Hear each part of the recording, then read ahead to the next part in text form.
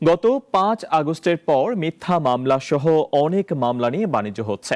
মামলায় নাম থাকলেই পাইকারিভাবে গ্রেফতার করা হবে না বলে জানিয়েছেন পুলিশের মহাপরিদর্শক বাহারুল আলম।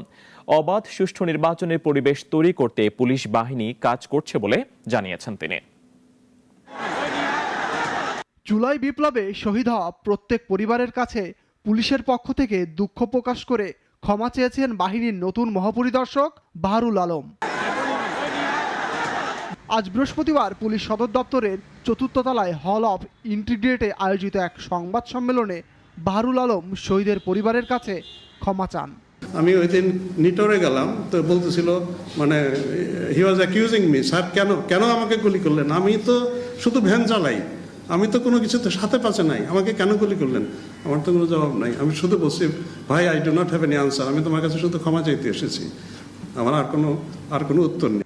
আইজিবি বলেন, নিরীহ মানুষ হয়রানির শিকার হচ্ছে, বাণিজ্য হচ্ছে, প্রতারণা হচ্ছে, ৫ আগস্ট ঘিরে এসব হচ্ছে।